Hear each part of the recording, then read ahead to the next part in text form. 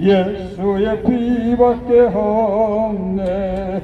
나를 정케 하기는 예수의 피밖에 없네. 사죄하는 증거도 예수의 피밖에 없네.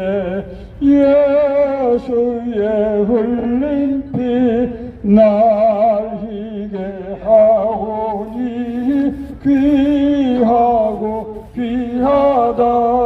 예수의 피밖에 없네. 나의 죄 속하기는 예수의 피밖에 없네.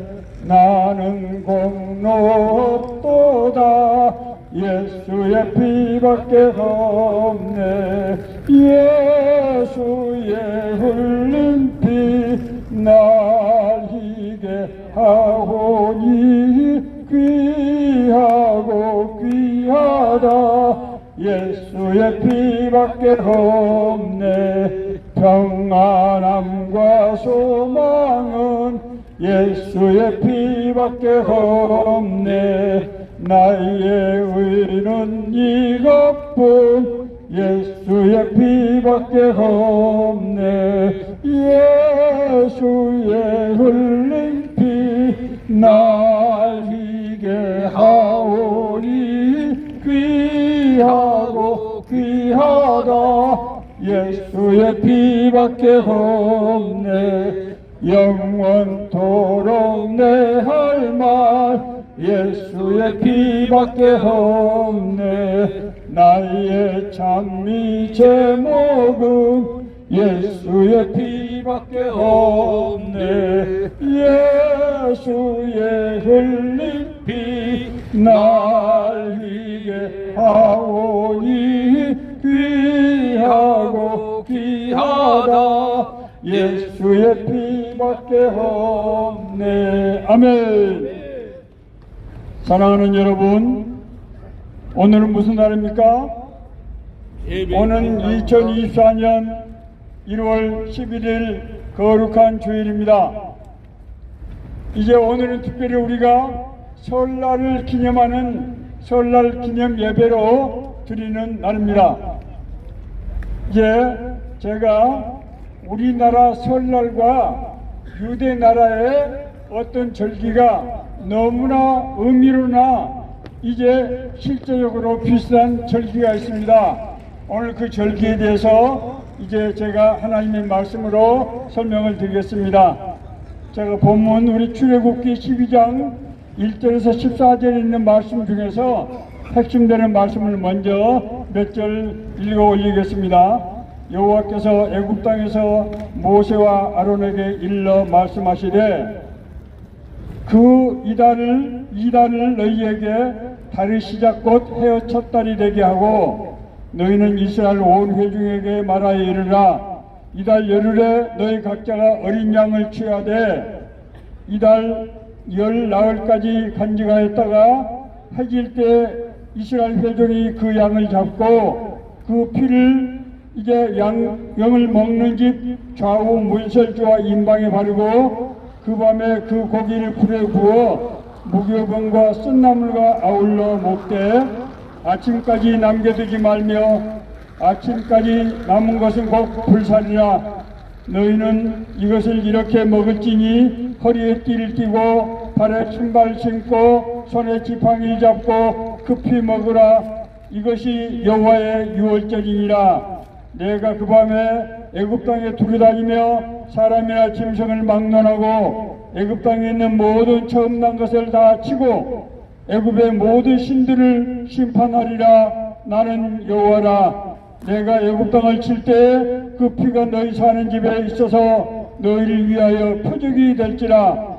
내가 피를 볼 때 너희를 넘어가리니 재앙이 너희에게 멸하지 아니하리라. 너희는 이날을 기념하여 여호와 절기를 삼아 영원한 절기로 대대로 지킬 것이니라. 아멘. 저희 어렸을 때요, 시골에서 동짓달 되면은 동짓죽을 쑤어가지고 어떻게 합니까? 그 동짓죽을 이제 문설주 임방에 바릅니다. 문설주 임방에 통이죽을 바르는 이유는 뭡니까? 잡귀가 우리 집안에 범하지 못하도록 한다는 의미를 가진다고 그렇게 저희 어머니께서 설명을 해 주셨습니다. 제가 나중에 성장해서 이제 성경 공부를 할 때 이 본문 구절을 읽고 깜짝 놀랐습니다. 유대 나라 6월절과 우리나라의 설이 너무나 비슷한 거예요. 자, 첫째는 우리 설은 새해 첫 시작입니다. 우리 민족은 대대로 5,000년 동안 농경민족으로 살아왔기 때문에 농사를 짓기 위해서는 양력이 아닌 음력을 해야 절기가 맞습니다. 그래서 음력절기로 이제 이 첫 달의 첫날을 설로 지내는 것입니다.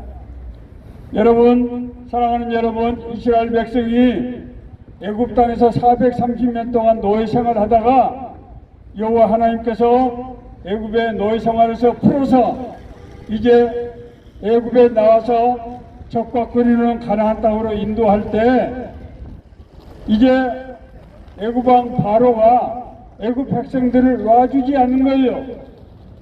그래서 여호와께서는 10번씩이나 기사와 표적을 통해서 나일강의 물이 핏물이 되게 해주시고 나일강에 개구리가 번성케 하시고 파리라든가 이런 재앙을 일으키시고 여러 가지 재앙을 일으키시다가 그래도 애굽 왕 바로의 마음이 캄파해져서 여호와의 명령에 불순종하는 것입니다. 마지막으로 여호와께서 경고하셨습니다. 초태생 애굽 땅에 나오는 모든 사람과 짐승의 첫 번째 것을 내가 치리라 그렇게 말씀하셨습니다. 그럼에도 불구하고 애굽 왕 바로는 여호와의 명령에 순종하지 않고 불순종하는 범죄를 저질렀습니다. 그때 여호와께서 이제 모세와 아론에게 이 말씀을 주신 것입니다. 이제 내가 애굽의 모든 초태생 사람과 짐승의 첫 번째 것을 칠 텐데 너희들은 어린 양을 잡아서 식구들을 잡아서 그 어린 양의 피를 문설주에다 출입하는 문설주에다 바를 때 내가 그 문설주의 어린 양의 피가 있는 집은 징벌 내리지 않고 뛰어넘어가리라. 그래서 6월절 영어로는 패스오버라고 합니다. 하나님의 재앙이 그 집을 뛰어넘어가는 것입니다. 사랑하는 여러분, 이것은 무엇을 상징합니까? 구원을 상징하는 것입니다. 어린 양의 피는 예수 그리스도의 십자가 보혈로 우리를 대신해서 죄를 용서하신 대속의 사건을 상징하는 것입니다. 그 대속의 피가 우리에게 있을 때 우리에게 멸망의 징벌을 내리지 않고 뛰어넘어가서 우리가 하나님의 자녀로 회복되는 것입니다. 그러므로 사랑하는 여러분, 올해 이제 음력으로 첫날이 되는 이 설날은 우리를 구원하여 주시고 우리 부모님을 통해서 우리를 세상에 보내주시고 우리 삶의 주관자가 되시며 인도자가 되시는 여호와 하나님께 제사를 드리는 날인 것입니다. 하나님을 경배하는 가장 상징적인 행위는 무엇이냐? 바로 제사, 예배를 드리는 것입니다. 사랑하는 여러분, 예배는 어떤 의미를 갖는 것입니까? 예배의 가장 중요한 목적은 하나님으로 우리가 인정하고 고백하는 것입니다. 여호와 하나님께서 천지 만물의 창조주이시며 우리 인생의 주관자가 되시며 인도자가 되시는 분인 것을 우리가 인정하고 고백하는 것입니다. 하나님께서 우리를 인도하신다고 하는 것이 무슨 뜻입니까? 여호와 하나님께서 우리 아버지가 되신다고 할 때 이것은 두 가지 의미를 갖습니다. 첫째는 우리가 생리학적으로 아버지가 된다고 하는 것은 부모의 DNA를 우리가 생물학적인 유전자를 갖고 있다는 뜻인데 하나님이 영이시기 때문에 우리가 하나님의 영, 성령이 우리 안에 임하게 됨으로써 우리가 하나님과 똑같은 영적인 DNA를 갖게 되는 것입니다. 그렇기 때문에 우리가 하나님을 아버지라고 부르는 것은 단순히 비유적인 표현이 아니고 실제적인 영적인 의미를 갖고 있다고 하는 것입니다. 우리가 하나님의 영인 영적인 DNA를 갖고 있기 때문에 우리가 하나님의 성품을 다루는 그런 성품을 가지고 되고, 이럴 때 하나님과 소통이 되고 하나님의 인도하심을 받을 수 있게 되는 것입니다. 하나님 우리를 인도하신다고 하는 것은 하나님께서 우리의 갈 길을 비춰주시는 것을 말하는 것입니다. 우리의 구원은 성경적으로 4개의 단계를 거치게 되는데, 첫째는 우리를 미리 아시고, 두 번째는 우리를 부르시고, 세 번째는 우리를 의롭다 하시고, 네 번째는 우리를 영화롭게 하시는 것입니다. 이 말씀은 로마서 8장 29절과 30절에 있는 말씀입니다. 하나님께서 우리를 미리 아시고 우리를 부르셨다고 하는 것은 무엇을 의미합니까? 우리를 향하신 어떤 특별한 뜻과 계획이 있다고 하는 것입니다. 우리를 미리 아시고 우리를 부르셨는데 아무런 뜻과 계획이 없이 우리를 부르셨다는 것이 말이 됩니까? 말이 안 되지요. 하나님께서 우리를 부르시고 우리를 이제 의롭다 하시는 것은 우리를 향하신 하나님의 뜻과 계획이 있기 때문입니다. 그 하나님이 우리를 향하신 뜻과 계획이 있다고 하는 것을 바울사도는 로마서 8장 17절에서 자녀이면 곧 상속자, 그리스도와 함께한 상속자니 이렇게 말씀하고 있습니다. 그리스도와 함께한 상속자라고 하는 것이 무엇입니까? 예수님께서 이 땅에 오셔서 이 땅에 하나님의 나라를 이루었던 것처럼 우리의 삶을 통해서 하나님의 나라가, 하나님의 뜻이, 하나님의 다스림이 이루어지게 하신다고 하는 뜻입니다. 여러분 놀랍지 않습니까?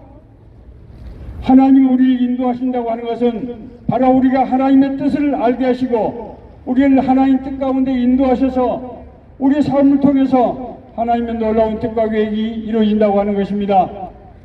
하나님께서 우리를 자신의 뜻 가운데로 인도하실 때 그저 그냥 인도하시는 것이 아닙니다.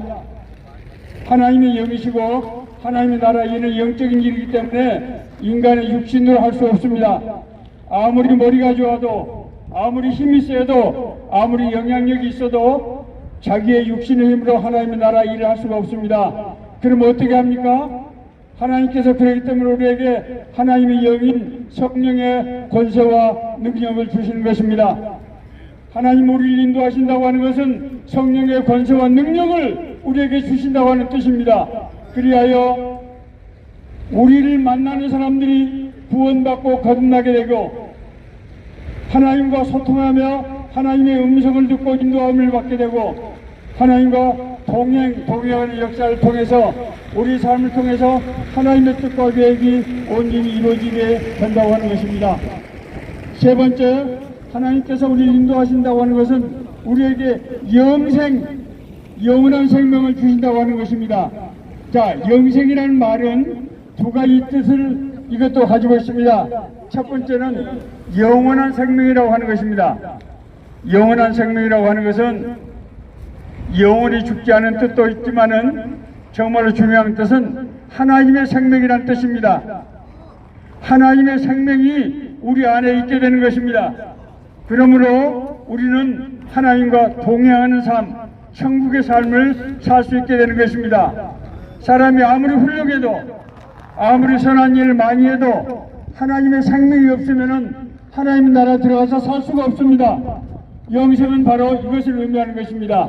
이 영생을 소유한 사람은 이 세상에 살 때 정말로 하나님께서 우리와 동행하여 주시고 우리의 갈 길을 인도하시고, 그래서 이제 오늘 우리가 서울역 광장에서 이곳을 지나는 분들 또 이곳에 거주하는 분들에게 우리가 함께 모여서 예배하는 것은 하나님께서 여러분들을 부르시고 우리 종들의 입술을 통해서 하나님의 말씀을 태어나게 하여 주시고 이 말씀이 우리 심령과 골수를 쪼개며 우리의 마음과 뜻을 변화시켜서 하나님의 뜻 가운데로 인도하게 해주시고 그리하여 우리가 하나님의 자녀로서 하나님이 주시는 놀라운 축복을 함께 누리는 삶을 살게 하신다고 하는 것입니다. 올 설날은 우리가 전통적으로 천지신명께 감사드리고 우리를 낳아주시고 우리를 길러주신 부모님을 기억하면서 이 땅에 살아있는 형제 이제 자매들이 서로 더불어서 정말 살아가는 그런 것을 다짐하는 날입니다. 오늘 거룩한 주일 이제 설날 기념 예배, 이 예배가 의미하는 바는 우리를 구원하시고 우리 삶을 주관하시고 인도하신 하나님께 영광을 돌리며 부모님을 통해서 우리를 낳아주시고 길러주신 부모님께 감사드리고 아브라함과 이삭과 야곱의 하나님이신 부모님을 통해서 하나님의 이의 뜻과 계획을 이루어 계승 발전 이루어 가시는 부모님께 감사하며 그 뜻을 이어받아서 우리가 세상에서 하나님의 뜻 가운데 올바로 살기를 다짐하고 우리 형제 자매가 더불어 살아가는 그런 아름다운 의미가 있는 것입니다. 오늘 이제 설날 기념하는 이 거룩한 예배 주시는 말씀을 통해서 우리 삶이 주님의 은혜 안에서 살아가는 놀라운 축복의 삶이 되기를 예수 그리스도 이름으로 감사하며 기원합니다. 아멘. 할렐루야. 네, 수고하셨습니다. 다음은